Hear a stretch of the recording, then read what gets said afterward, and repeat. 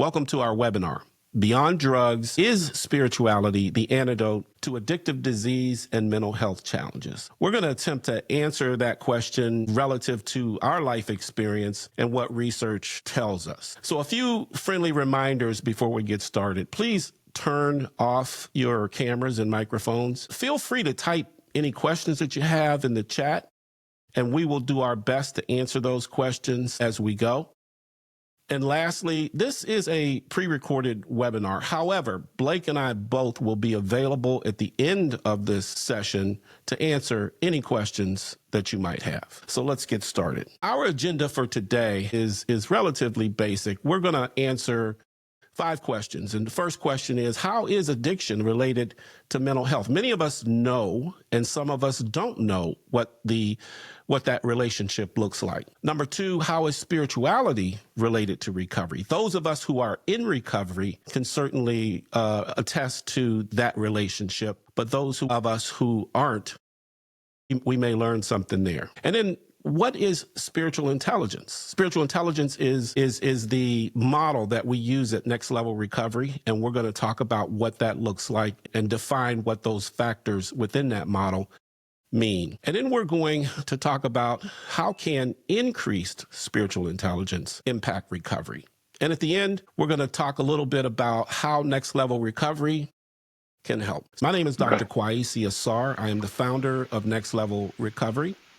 I am an academic by trade, but I am also someone in recovery. For 31 years, I've been in active recovery from both mental health challenges as well as addictive disease. I made it a point when I took on my academic research agenda to dig deeper into this concept of workplace spirituality, because much of my time and much of my energy, and actually a good bit of my recovery, has come about in the context of work. You know, work oftentimes presents adversity, and adversity is a necessary condition for spiritual growth. So, you know, we founded the Next Level Recovery nonprofit to help individuals like myself who have mental health challenges, who have addictive disease, find, the ability to have greater self-efficacy, greater resilience, and overall greater well-being. So enough about me. Let me allow Blake to introduce himself. Yeah, my name is Blake Schneider. I'm the director of the Center for Young Adult Addiction and Recovery. Thank you so much for having me on today. I'm really looking forward to our conversation as it relates to, spirituality and recovery and how those things work in tandem. I myself am an individual who has lived experience in recovery. My recovery date is January 26, 2011.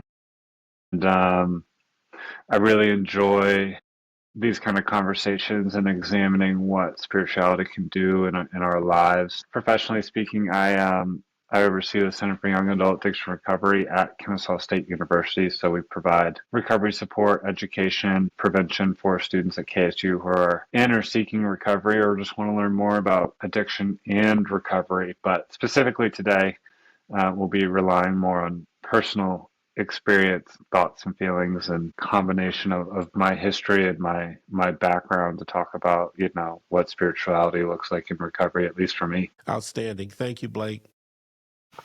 First question up is, what is addiction? Blake, you want to start us off with this one?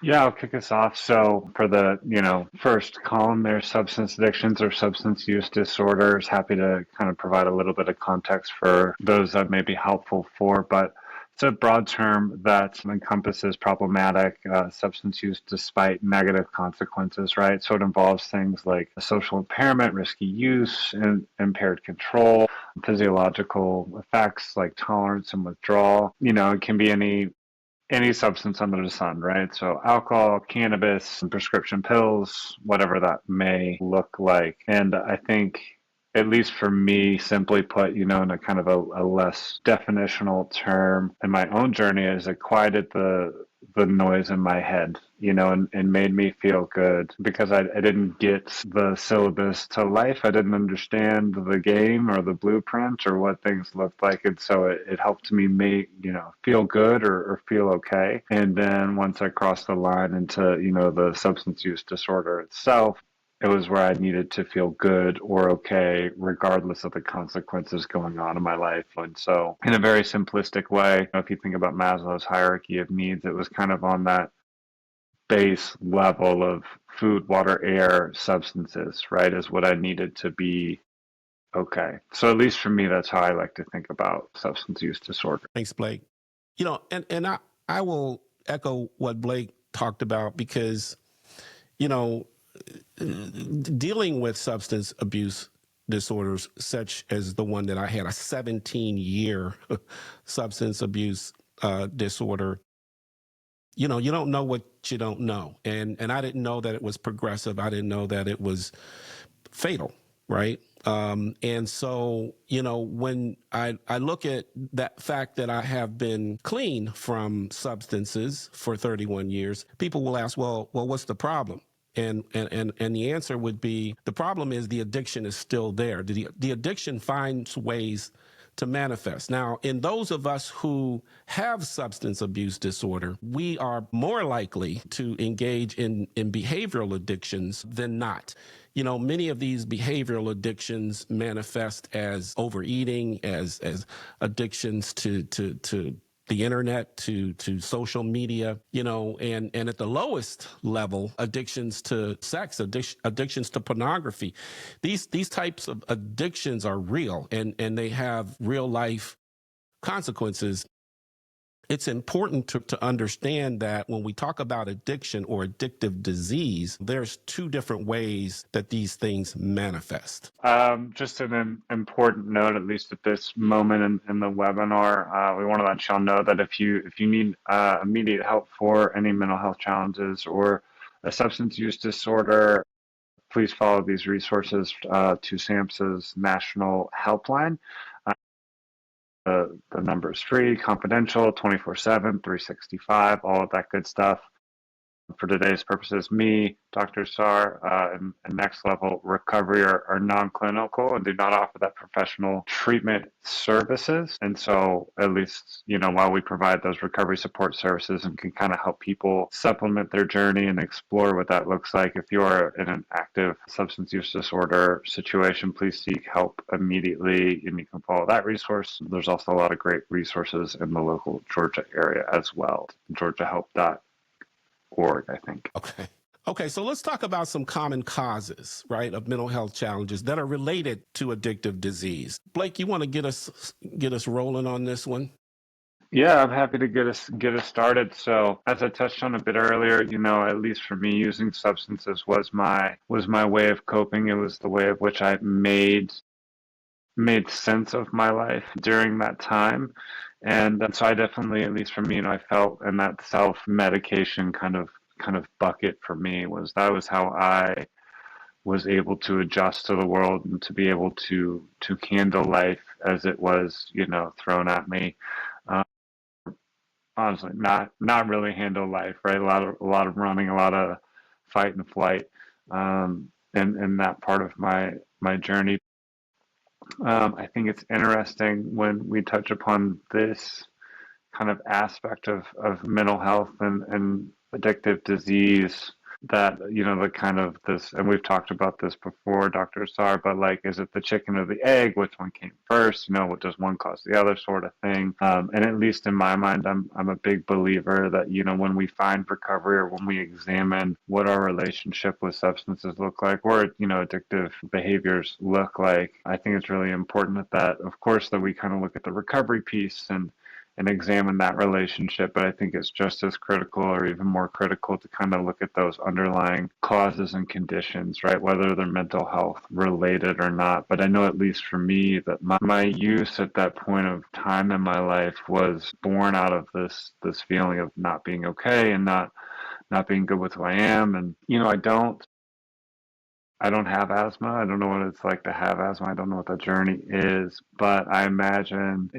substances were very much my inhaler. I felt like I couldn't breathe if I was not under the influence of something at any given point during the day. And so substances were kind of my like, hey, like I can breathe now. I'm okay. I'm okay right now, So that's what came to mind for me with this slide in particular, and just kind of how my substance use was absolutely a symptom of those underlying causes and conditions of what my life looked like. Yeah, that's an excellent point. And it took me a long time to understand, like you said, the chicken or the egg, which one came first. It took me a long time to understand when the mental illness or mental health challenges began. And when I go back and I look at my childhood and I recognize the fact that I did not have the ability to accept, the condition in which I was born into. Being abandoned by my mother and my father created within me, a resentment. And that resentment grew into anger, and that anger actually grew into hatred. Now, hatred is a strong word, but it was my best description for the emotion that I was feeling as a child when I learned, how I came about in the fact that my own parents didn't want me. And over time, that negative energy from the resentment, from the anger, from the hatred, it grew, and it grew. And I was looking and I was searching for something that would relieve the pain. So when, the drug showed up, to your point, it was like me getting my asthma inhaler. I could breathe again. Little did I know that I was pouring gasoline on the fire, because the underlying condition was getting worse. The underlying mental health condition was getting worse. And I too got caught up in the cycle, this co-occurring cycle. I used to go to psychiatrists and I'd ask them to help me. Now I didn't want to stop using drugs because drugs were my solution, but I wanted them to help me with my mental health. So they would give me, mental health medications, and I would put the drugs on top of it. And as you might imagine, more gasoline, kerosene, just burning the fire. The fire's getting hotter and hotter. I developed, of course, anxiety, depression, PTSD. I may have even had a little bipolar disorder going on there because the intensity of the negative energy was so great, and I'm constantly pouring gasoline on top of it. So for me, the cycle really began with my inability to accept in the very early stages of my life, my inability to accept that I was abandoned. And I thought I was the only one. Like nobody ever told me, like, me too, I was abandoned too. Nobody ever Right. told me, you know what, you need to get with some acceptance with this. It was just a 17-year run of self-medication and self-destructive behavior. Something you brought up that I kind of want to hit on that came to mind for me, uh, as no one else said me too, right? That feeling of not being, you know, a part of, or feeling like you're alone, and I think that was such a common thread for me in this time of my life, and kind of,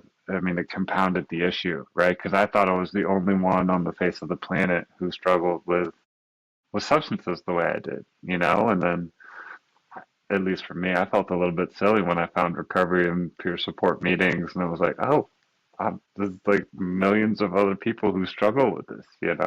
Yes, yes. A lot of commonalities when it comes to, kind of how we got here with mental health challenges as well as addictive disease. So, Blake, tell us, what is recovery? It's a good question. I like this question. It's interesting. So, as an individual who has lived experience in recovery for the past 14 years and has worked in a recovery setting for the last 11 or 12, it's funny, right? Because you do this work and you live it and you breathe it, and it's my 8 to 5, and this is what. And but then it's like, what's the definition? You have to like kind of take and be like, oh yeah, like I need to define this thing that my whole life kind of revolves around. at least for me, I really like this definition that's up. We were involved in a working group that helped develop this definition in 2018, but recovery is an individualized, intentional, dynamic, and relational process involving sustained efforts to improve wellness. So we know that it's a highly individualized process, that it's a very personal journey for everyone who's in that journey or on that journey. And then I think, one of the most important pieces is that sustained effort to improve wellness. All right. So it's just doing something on a consistent basis in order to return to wellness or to return to freedom. And I think for me, kind of in a, not like a definition, but just more personally of like from a feeling standpoint, recovery to me is all about freedom, because I did not know freedom when I was in my active addiction. I never felt free, right? I always felt trapped. I always felt under kind of the thumb of my addiction and my circumstances and life around me. And so I think the more I do this recovery thing and the more I invest in this recovery thing, the more freedom I get, which is a beautiful and wonderful thing. That's recovery according to little old me. Yeah, thank you, Blake. And I can identify with all of that.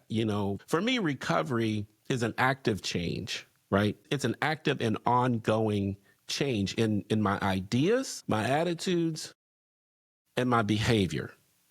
At the end of the day, what I think, what I feel, what I say has far less consequence on my life than what I do.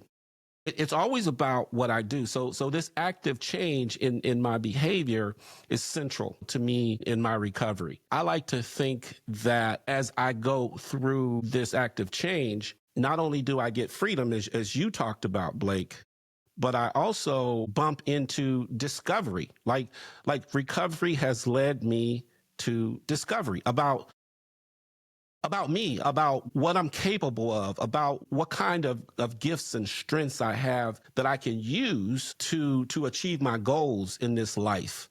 And so, recovery isn't there's no end point for me, right? It's an ongoing, continuous Hmm. Yeah, process. absolutely. All right. So our next question is, what is spirituality?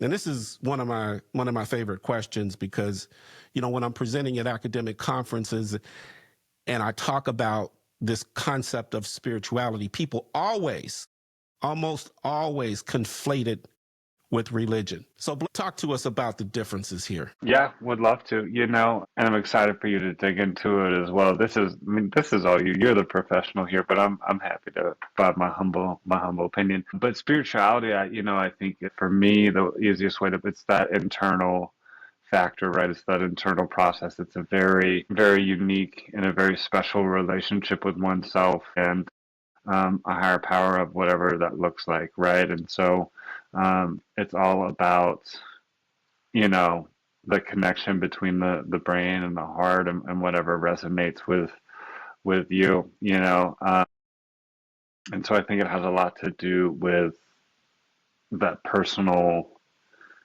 that personal relationship with myself, if that makes sense. And from a religion standpoint, on the other end, for me is like that external thing of whether it's historical figures or organized religion or other people's stories that can kind of help inform our own beliefs, but it's the more organized view of things, right? So spirituality is this very internal thing for me, and then religion's this more external organized thing. And I'll share this, and it's interesting. I never envisioned that I would be thinking about this or talking about this or that this would have meaning in my life. But it's so interesting to me when I learned that those two can coexist simultaneously, right? I always thought that spiritual, and they are, right?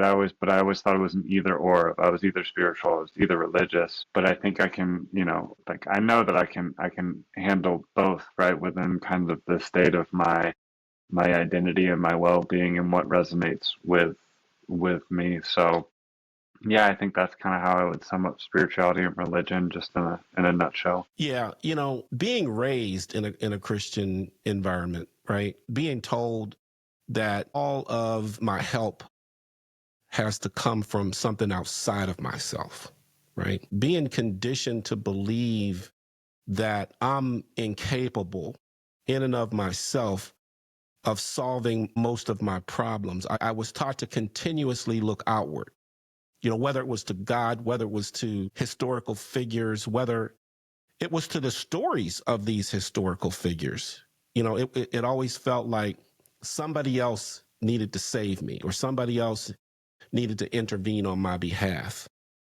And then when I started to study spirituality, I started to realize that, wow, God has given me some abilities, right? God has given me some capabilities to solve some of my problems, actually many of my problems, because I didn't realize, that I had the capability within me to first and foremost define myself, right? Like, who am I?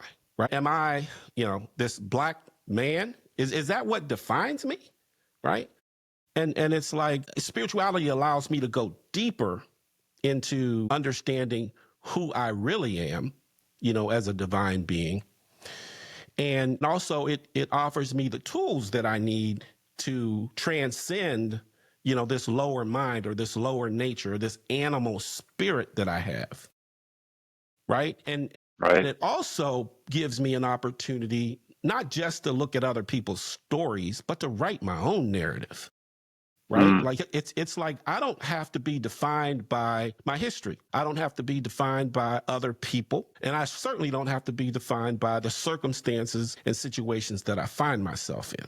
Like deep within me, embedded within me, are capabilities that allow me to do things for myself. And I'm here praying, I'm over here on the other side praying, asking God to do things for me that he's already given me the ability to do for myself.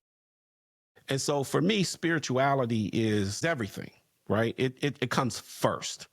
Do I need to seek something outside of myself? Always, right? But my primary focus is internal, because if I can deal with me, if I can adjust me in a way that aligns with spiritual principle and spiritual law, I can deal with you so much better. And I can Right. deal with it, whatever it is, whether it's my relationships, whether it's my job, it doesn't matter. I can deal with it so much better. Yeah. 100%. Okay. So what is spiritual intelligence? Let's get to that. Spiritual intelligence, right, represents a new form of intelligence. And it is now a hierarchical construct that has many different factors underneath it, right? That together constitutes spiritual intelligence. Now, we're going to talk about spiritual intelligence in terms of the way Next Level Recovery defines spiritual intelligence, but there are many, many definitions. Next question is, how is spiritual intelligence related to recovery? Now, there's a ton of evidence that would suggest that increasing our spiritual intelligence has a positive impact in the lives of people who have addictive disease and who have mental health challenges. I cited a couple of studies here on the slide, but there are many more. Some of the facts about spiritual intelligence are this. Spiritual intelligence increases our mental ability and our mental capability, right? Studies have shown that it is interrelated to mental ability. And I will tell you that spiritual work, at the center of spiritual work, is the mind, right? That's true in ancient wisdom. That's true even in modern psychology. Spiritual intelligence also increases our problem-solving capabilities. Whether we're talking about problems that are related to life or problems that are related to work or problems that are related to school. I mean, our ability to reason through to conclusions increases when we increase our spiritual intelligence. And of course, all intelligences evolve and increase over time with age and with experience. The primary concern is to move our consciousness out of the lower mind towards the higher mind. And so, Blake, we're going to spend some time here because you and I have batted this around. We've chopped this up. We've engaged in this particular model quite a bit. And I'm going to let you go ahead and get us started on understanding the concepts embedded in this model. Yeah, absolutely. I'm excited about this portion, and I've been looking forward to all of this. But in the times that we've kind of talked about it and chopped it up, this is definitely, I think, one of the more fun or just interesting, just really cool things to talk about, right? But from a spiritual intelligence standpoint and kind of this model, from an addiction standpoint, it's easy to see, when I look at this, how I really lived in that lower mind arena and realm, right? I mean, my life was corroded through with worry and fear and doubt, resentment, anger, all the different things. And so, I mean, that was how I operated, right? And I think, the simplest way to put it or think about it is that's how I operated because that's the only way I knew how to operate.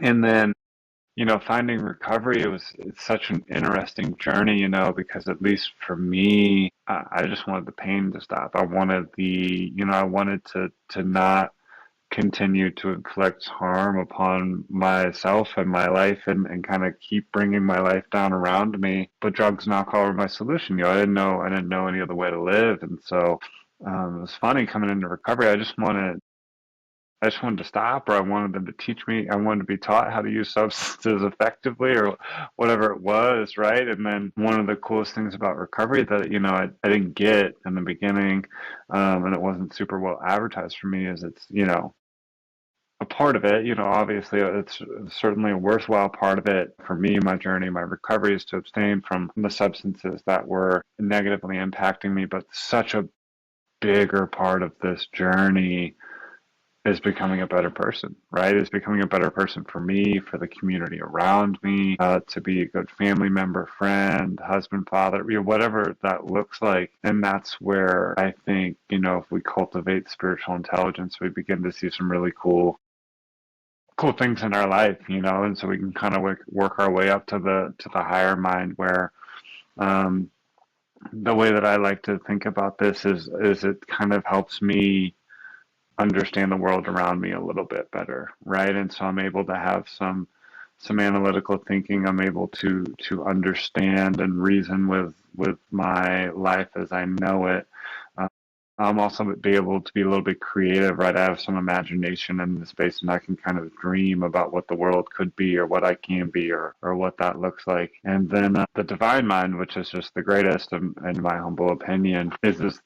I like to think of it as that peacefulness, that nothing can disturb, or, if y'all excuse my language for 2 seconds, it's about being unfuckable with. So it's about, it's about being in a place where my life can occur around me, and I can inhibit this state of equanimity where, regardless of whether things are good or bad, or my perception, I should say, of me judging my life and my experiences about good or bad. But if I could just be in this place where I'm wholeheartedly engaged with my life, but I'm not so intertwined. I'm not so, in a confrontational state, that I can meet things without judgment, and I can meet any new given day with curiosity, and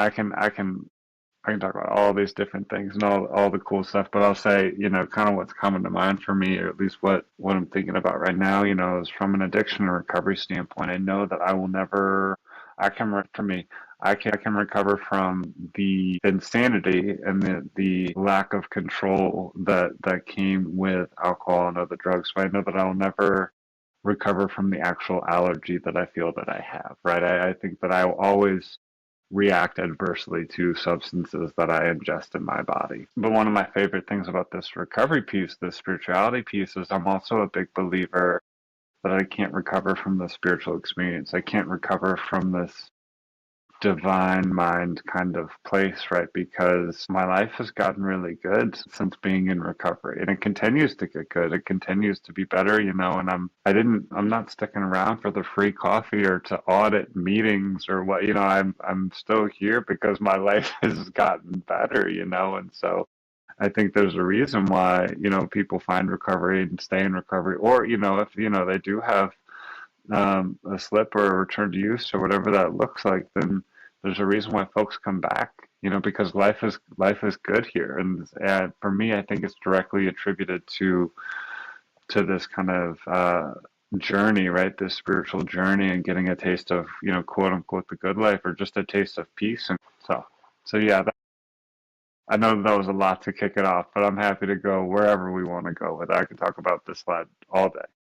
Yeah. Yeah. This, you make an excellent point in that, recovery is a process and we're never really cured, right? This idea that somehow, someday I'm going to arrive at this destination and I won't need any help anymore. The beauty of the paradoxical beauty of recovery is that addiction forces me to seek help, right? From something that's greater than me. It forces me to work on myself. The addiction is ever present, right? And it really does live in the lower mind. When I think about the resentment and how, and the anger and how it permeated my mind and drove me to use drugs, it's like, I know when I was born, right, I didn't have my mental faculty developed.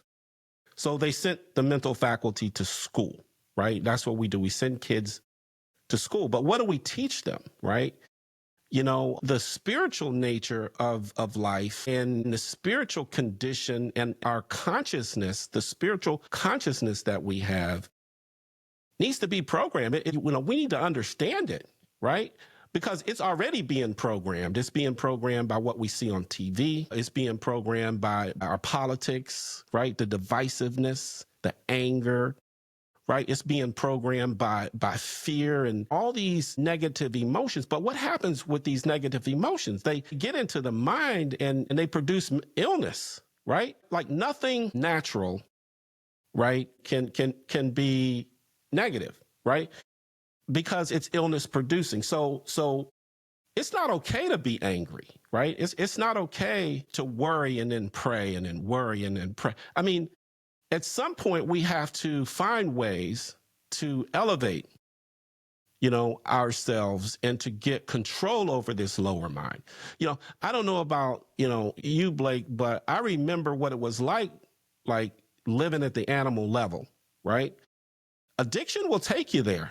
It will take you there before you know it. And this, yeah, and this animal spirit, man, it's all about impulse. It's all about how I'm feeling and what triggers me to go and do things that I think are going to help me, but they're actually hurting me. The animal spirit, I like to use the analogy of my grandkids' dog, right? The dog will randomly, out of instinct, just run around and hump whatever it sees, right? Like the uncontrolled sexual appetites that come about in the lower mind. I mean, a lot of that has everything to do with divorces and bad relationships, and it feeds oftentimes into this resentment, the worry, the fear, the doubt. I mean, it's a vicious cycle in this lower mind. And until we learn that we can transcend that, we can get to the higher mind. We do have intellect. We do have reason. We are able to think through things in a circumspect way, right? We can learn how to analyze problems and make decisions absent our emotions and absent our opinion and absent, our feelings. But sometimes we have to be trained to be able to do that. So spiritual intelligence training enables us to do that. This whole idea of divine justice. I don't have to worry about the ill things that people do, right? Like nobody gets away with anything. Divine justice suggests that there is reciprocity in the universe and that anything that you do is coming back to you, good or bad. So I don't have to worry about what other people are doing that I consider to be bad or evil, because they will get served up for that. I got to worry about what I do. Right? Spiritual intelligence tells me to keep the focus on me. And when I'm in the higher mind, that's what I'm doing. And then you talked about, I love what you said about the divine mind and this unfuckable with, right? I think that was the term you used. That's the term, man. That's the term. Like hey, Blake, nothing can fuck with me. Like my peace is so great, right? This is what I aspire to, right? This is what I seek to embody. I seek to embody this level of peacefulness that nothing can fuck with, right?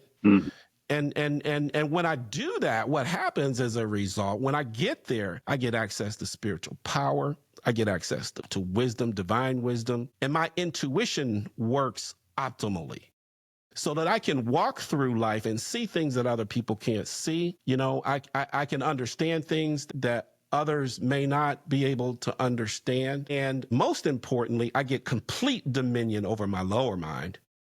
And my higher mind functions optimally. So for me, like, this is the life journey right here. It is the raising of consciousness out of the lower into the higher to tap into the divine. I love it. And there's a few things, a few threads at least that I want to pull. You know, you're talking about that impulsive behavior and, you know, when you're kind of existing in that lower mind. And at least for me, you know, from an addiction standpoint, it was always about instant gratification. I want to feel good and I want to feel good right now. And there was no stop button, right? Because I had this very childlike notion that I'm a good person and so I should feel good all the time. And that's just like not how the world works at all. So it was always just that instant gratification. And I didn't know it at the time, but I was cashing out comfort for peace. You know, I was looking for Mm, temporary comfort all the time. But I conflated that with peace. I didn't know, because I didn't know what peace was, right? Because it was always external. You know, it was always these external circumstances that were controlling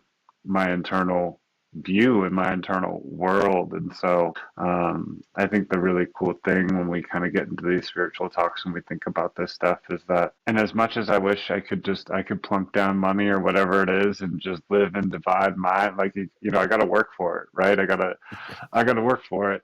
But the cool thing is when I can get to that spot, I can know kind of what that everlasting peace of mm, life is and what it feels like. And one of the interesting things too, and I'm almost thinking about kind of our conversation about spirituality versus religion, you know, but it was so interesting, man. Like I'm thinking about it and I always thought that the secret to life and the secret of all of these things and whatever it was this external answer, right? It was always something out there that I needed to figure out or I needed to find. And what a cool realization to realize that all of the beauty of the world and all the secrets of the world are within me, right? mm. And it's my job to connect my head and my heart and figure out what those secrets and what that beauty looks like, you know. And it's so interesting because you're like, oh, the answers were there all along. I just didn't know, you know. And I hadn't been given the tools. I wasn't equipped to be able to discover that or understand that or examine that.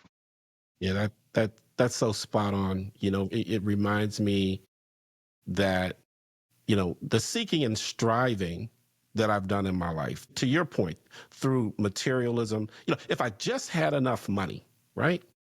God, if I just had enough money, if I just had the right job, if my relationship was just this or that, you know, kind of everything would be okay. And really, like you said, embedded within me are the secrets to everything being okay.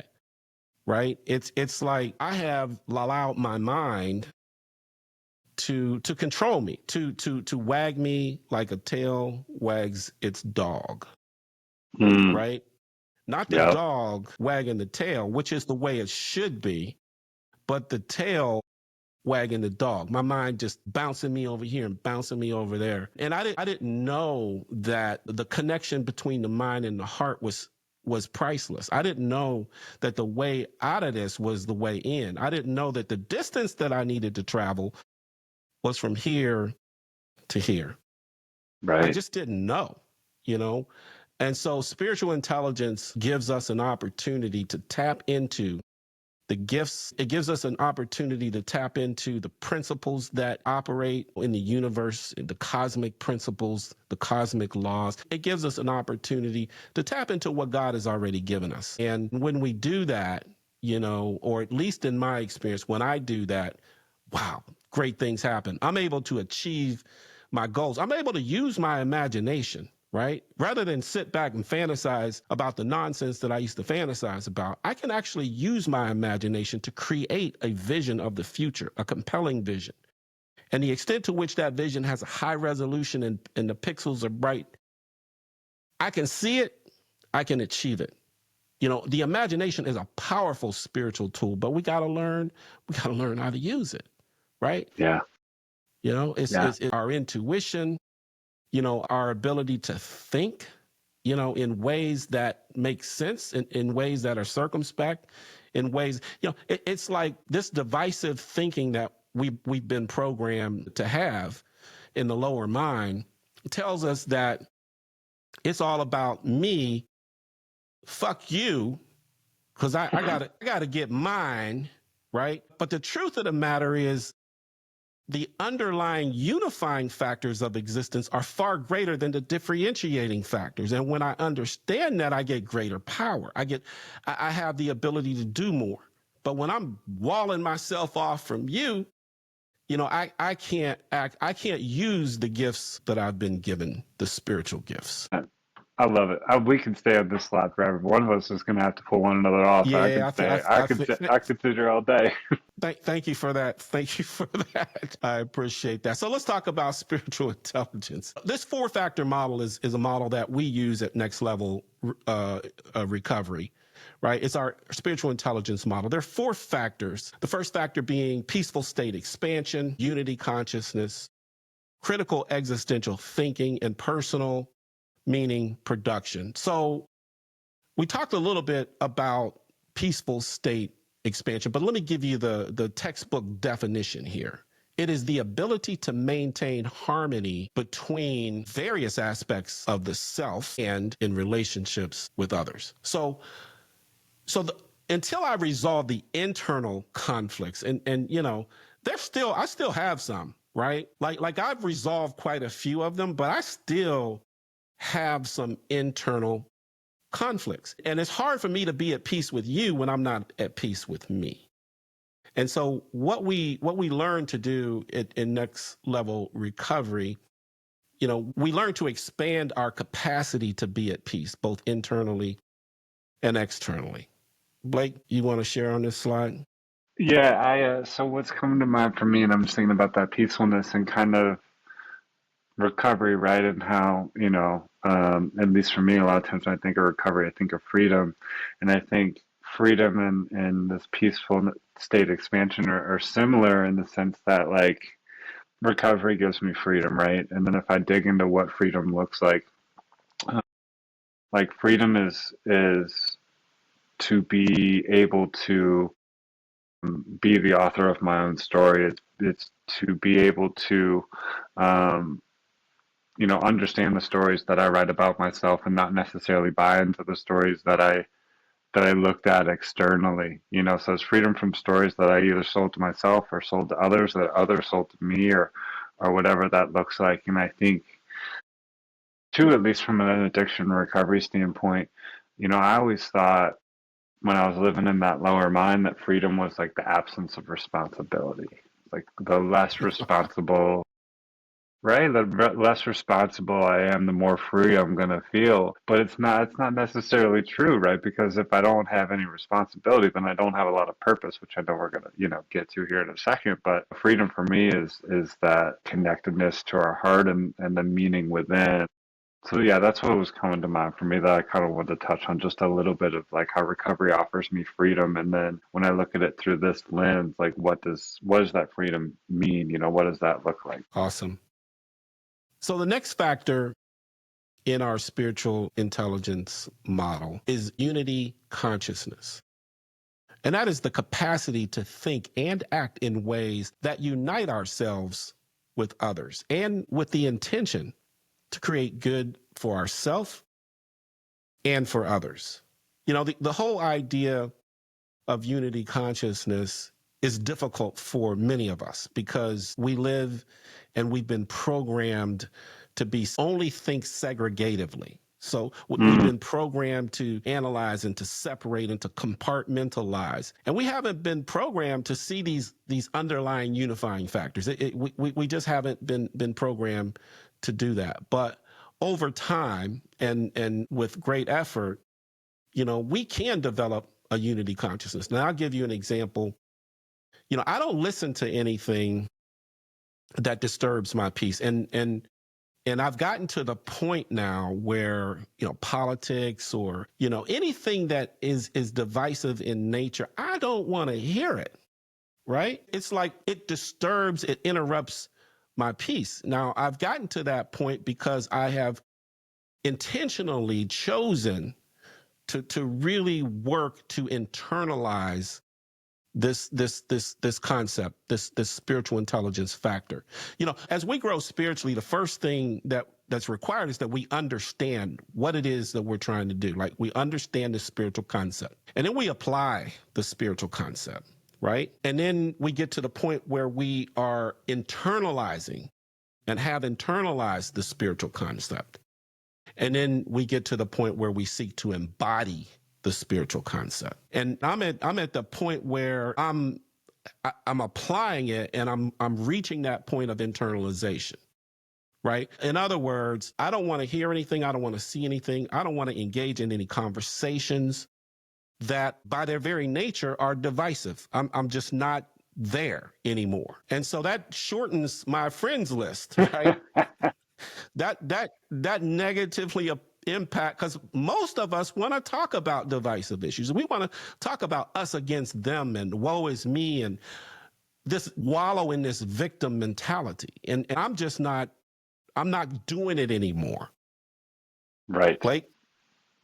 Well, and it's interesting when you were thinking about that. I was kind of thinking about the difference between, the lower mind and the divine mind in the sense of, comfort versus peace. And I think we live very much in a world where it's, I want what I want and I want it now and I want it to be interesting and it's whatever it is I'm looking at, it's got to grab my attention and it's got whatever it is, right? And so I think we very much live in a moment, at least at this point in time, where there has to be something that grabs our attention, and it's interesting because it feels like 9 times out of 10 it's something that's divisive or a slow-moving train wreck that we can't look away from, or whatever it is, But I think a part of the deal that we get, out of the spiritual cultivation is understanding that we're not alone, and what comes with that is an understanding that we're more alike than we think that we are. Yes. And I think that there's a lot of power in understanding that regardless of what an individual's journey looks like, in recovery, not in recovery, mental health, concerns or non-mental health concerns, whatever that looks like, that we're all share this common experience, and there's a lot of power to be had in being of service to others. Yes. I think, and that's one piece that, at least for me, is a big part of my spiritual journey is because a lot of it was so self-centered and centered around me. And so what a foreign concept to enter into recovery and try to think about other people, like, I don't know, once or twice a day, right? But I can see, when I look back over my journey and when I see the moments of which I had the most peace, when I was, kind of in that space of connectedness, was when I was A, not thinking about myself, and B, when I was thinking about how I could make the world a little bit better of a place for this person next to me, or in general, or whatever that looks like, And so I think there's a lot to be gained from this understanding that there's more commonalities that we think than there are. And another thing too, not to belabor the point, but the world isn't as black and white as I thought it was. I thought it was either A or B, but I think it's A and B nowadays. I think there's a lot of gray area when we inhabit this space that's really cool to look at and to ask questions about and be curious about. So yeah. Yeah, that's an excellent point. And I'm going to touch on something you said here on this next slide.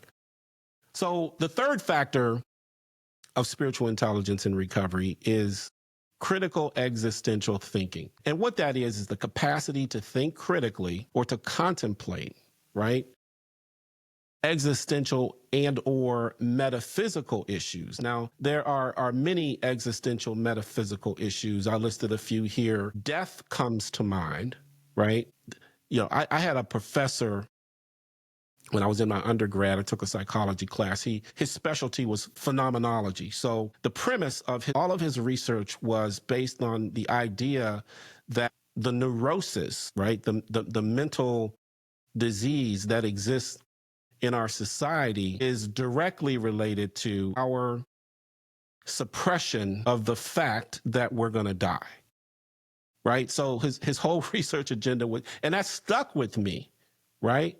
You know, How can it not? Yeah. why in Western society, you know, is to speak of death taboo, right? Mm. We don't have common conversations about the afterlife, right? What happens after we die? Most of us have bought into a story, right, or a theology in which, you know, heaven and hell exist, and I tell you what, that works for a lot of people, and that's okay. The key here is that we have come to some conclusion, right? You know, there are studies that would suggest that uncertainty about the afterlife, uncertainty about death creates a lot of negative energy. It creates, and that negative energy may not be above the surface, it may be below the surface, right?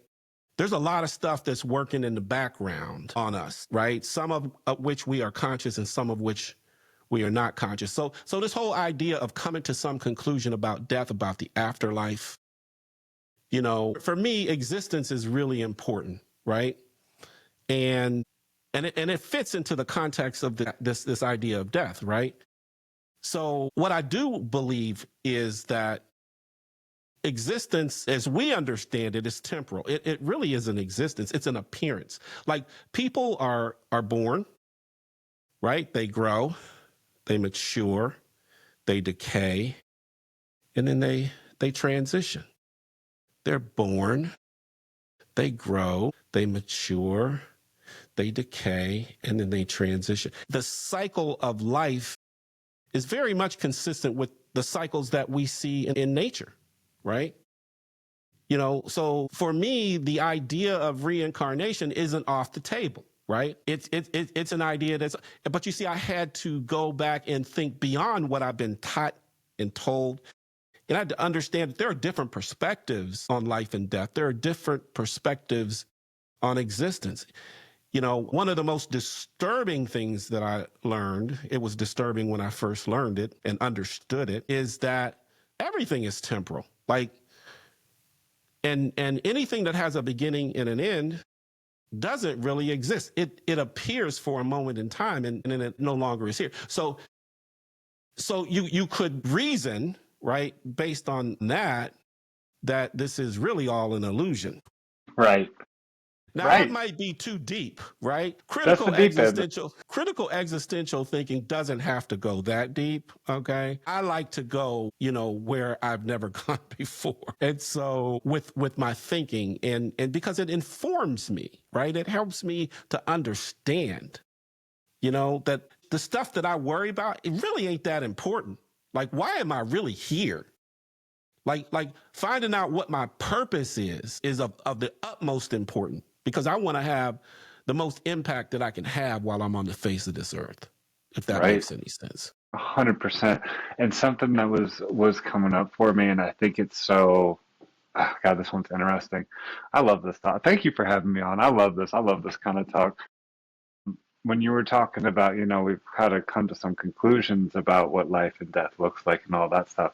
I think it's so interesting of we come to conclusions, but how different that can look and feel when we're actually in the state of confrontation, right? There's conclusions and then there's confrontation. And when I'm confronted with this heavy duty stuff of life, death, time, reality, you know, I think it's interesting. It's those are two very different things to hold, right? Because I can believe this thing, but then when I'm confronted and it's up close and it's personal, there's a lot of feelings that come with that. There's a lot of perspective that's attached to that. There's a lot of emotionality.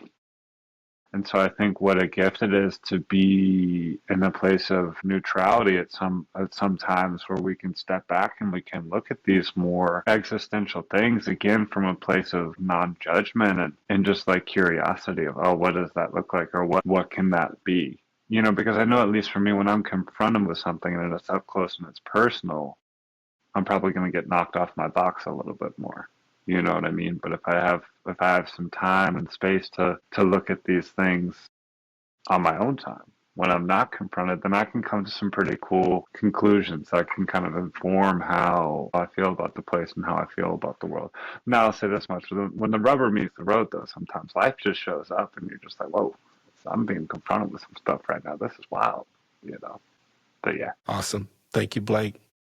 So the last factor, the fourth factor in spiritual intelligence and recovery, and it's by far my favorite, right? And that is personal meaning production. The ability to construct personal meaning and purpose in all physical and mental experiences, including the capacity to create and master a purposeful life. You know, this is really the epitome of spirituality for me, because life, like, what is the meaning of life? It's been said that spirituality is the pursuit or the seeking and striving and searching for meaning and purpose. And what this spiritual intelligence factor tells me is that, you know, all of my experiences can be used to construct, to create, and then to master a purposeful life. Now, my life has been, a significant portion of my life has been played out in the workspace. You know, for many of us, we spend the majority of our time working, particularly in Western society. You know, we spend 2/3. There was one study that said we spend 2/3 of our lives working, right? So for me, work has been not only a context in which I seek meaning and purpose, but also a context in which adds value, you know, to my life. It also is a context in which I meet adversity, right? A lot of adversity. My story, you know, my experiences in the workplace, you know, have created that adverse condition, these adverse conditions that forced me to get better spiritually. Right? Forced me to grow spiritually. And so while the negative is a condition that creates some can be a condition in which creates some positive, you know, I also know that I have within me the capacity to look out into the future and to create and to be and to become whatever it is I'm capable of being and becoming. I like to look at this from two different dimensions in terms of work. I don't look at work as a job. Yeah, I stopped doing that a long time ago. Work for me is more related to career. It's more related to being called to do something, right? And what I found that if I take my passion, right, whatever it is that gives me life, that gives me energy, right, whatever it is that invigorates me, and I marry that with my strengths, with my talents, with my God-given innate abilities, right? And I choose a career, or I could choose a line of work that meets those two factors. It's possible that I never have to work a day in my life, because what I'm doing is so intrinsically valuable, intrinsically satisfying. So it gives my life so much meaning and purpose that it doesn't feel at all like work. Right. And so that's what this is one of the core things that we do at Next Level Recovery. We help people to get to that place. You know, we've got a program, and I'll talk about that in a few minutes, that really is focused on this particular spiritual intelligence factor. Blake, what do you have for us on this one? I have so many thoughts.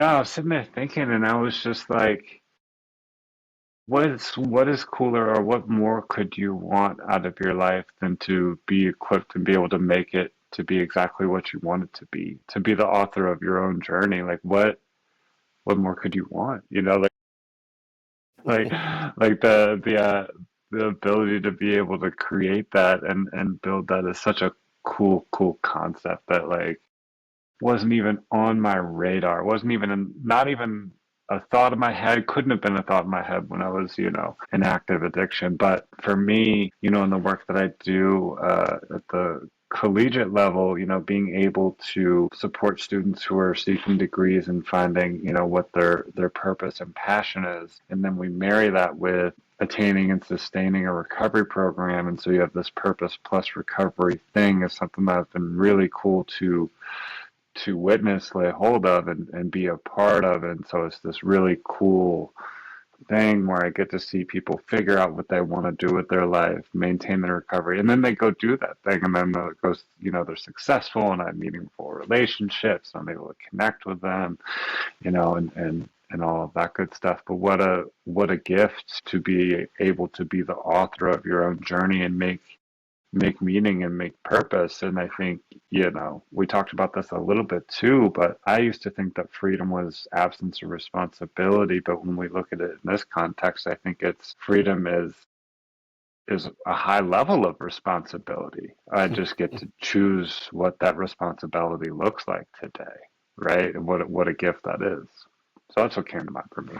That's beautiful. That is a great way to end that discussion. So lastly, just a few quick things on how can next level recovery help? Well, first of all, next level recovery isn't something that we have designed to replace 12-step recovery, right? Now, some people find it difficult to maintain recovery in a 12-step fellowship. So we offer an alternative from that perspective, but we discourage people from walking away from 12-step engagements because we believe that what we do complements or supplements what 12 steps brings to the table.